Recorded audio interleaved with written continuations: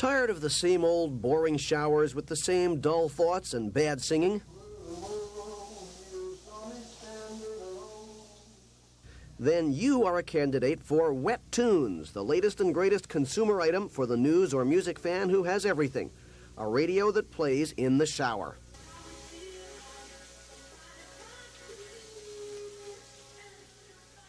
It is water resistant, they make clear, not waterproof, not submersible, but watertight enough to allow AM or FM reception in what had been downtime. If you love your radio, you need never be without it. Now you can tune in the weather. A late winter storm is moving rapidly into the Northeast, and that could mean a poor turnout for the primary. Or the news. President Reagan's special Middle East envoy, Donald Rumsfeld, is said to be discouraged. Or, of course, those hot hits and golden oldies that can make every shower a peak experience, a moment to remember, and a dance marathon. Now you can soak up more than soap and water. You can hear the music of your life, or the end of the world if it comes at shower hour. The battery-operated unit sticks to the wall with adhesive tape and Velcro and sells for $29.95 at the Hecht Company and other fine stores. As a present, no doubt it will make a splash.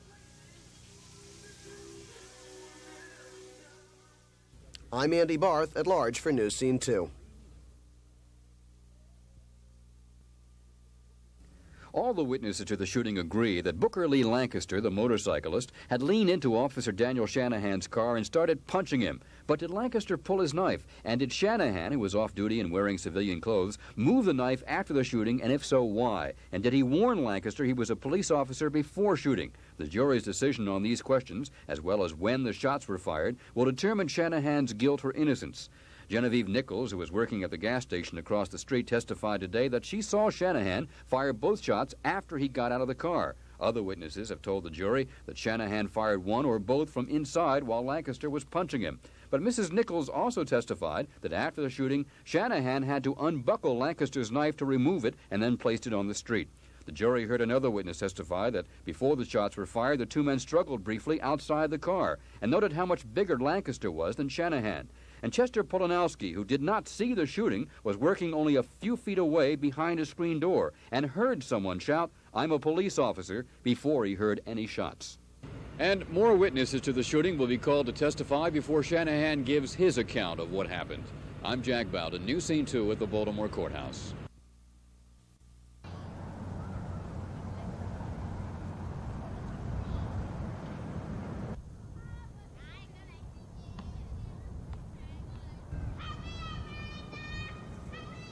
I heard the horn.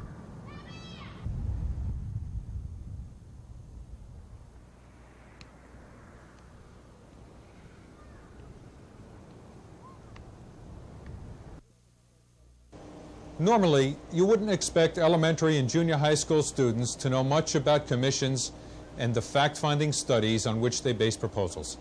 Well, students from Baltimore City Schools seem to understand. At least they understand what Civil Eddy 3A is all about. So on Monday night, along with their parents, teachers, and hundreds of other concerned citizens, they showed up in Annapolis. The purpose of the rally was to persuade the governor and state legislators to support Civil Eddy 3A. In so doing, these elected officials would adequately fund public education and distribute the funds in a way that would help equalize educational opportunities to all Maryland students, kindergarten through grade 12. This would mean the Baltimore City school system could hire additional teachers. It's tough to learn in overcrowded classrooms or with outdated textbooks and without the benefit of contemporary educational tools. We recognize that poor subdivisions would benefit most from Civil Eddy 3A. We think that's as it should be. As things stand now, they can afford to spend far less per pupil than is spent in the richer counties. A state constitutionally responsible for a thorough and efficient system of public schools cannot continue to let educational opportunities be determined by where a student lives. We know there are a number of legislative priorities vying for state dollars, but education must be viewed as more than just a line item in the budget. We must recognize it as a state obligation. If it takes a tax increase to meet that obligation, then that's the bullet we must bite. Some things are worth paying for. In our opinion, education tops the list.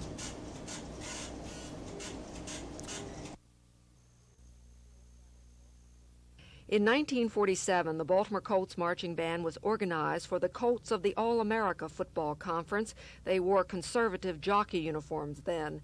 The Western look came in during the 50s, along with a new franchise, new team, and new owner. That happened in 1953 after 2 years of no Colts in Baltimore because the old owner sold the team back to the league for $50,000. During the 2 years that Baltimore was without a major league football team, there was a Colt marching band. And Art Smersel, band director for the past 20 years, says if we lose the team now, Baltimore won't lose the band. We made our plans back in November for what we're going to do. We have some commitments to make in the spring and the summer, so we'll just continue as we have been.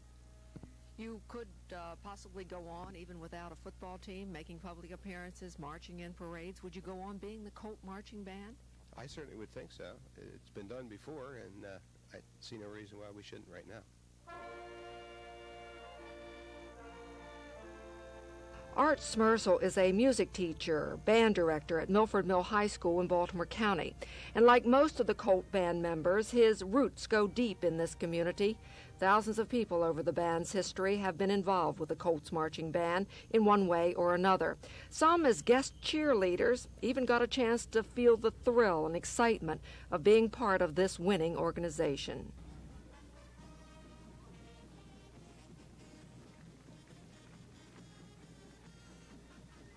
Some say it's the best band in the NFL. It belongs to Baltimore, and Bob Irsay can't change that. I'm Susan White Bowden, News Scene 2.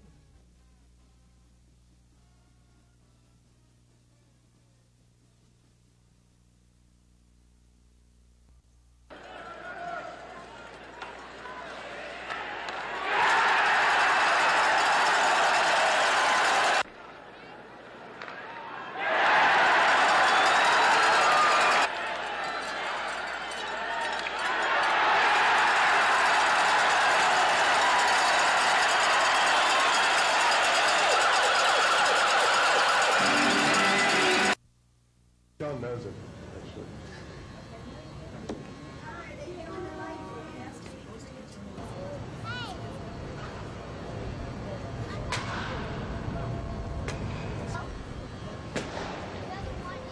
You don't hit me. Yeah, that's fine. Drop.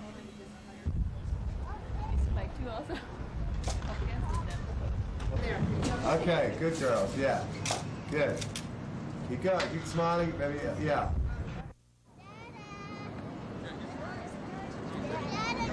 Back in the stand.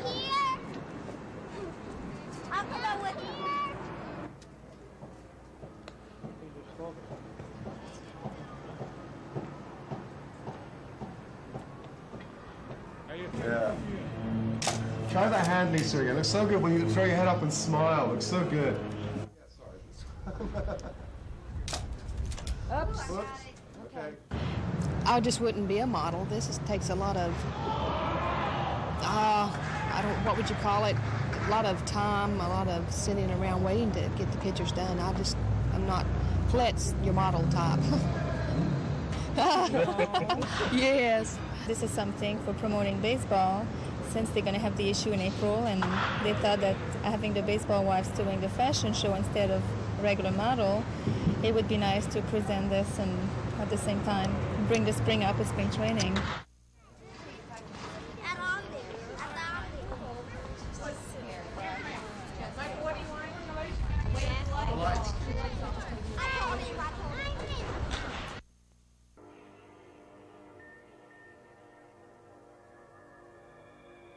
And me, I'm your humble guide for the night, Max, melodramatic. The man who likes to smile, the man who makes the masses happy. Wait. I've brought something. The lady in charge.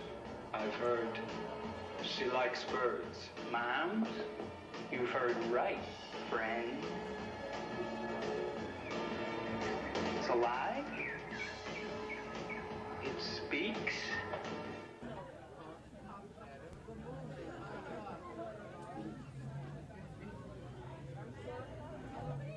I think the reviews have been lukewarm for it, but the crowds seem to come no matter what. This is a picture where they will come despite the reviews. It had a little taste, but not much. There were some parts that I enjoyed. I thought the sets were really nice, but I thought some of the scenes may have been a little long. It was almost as good as the Grammys. It's very good metaphor for just what American decadence is all about.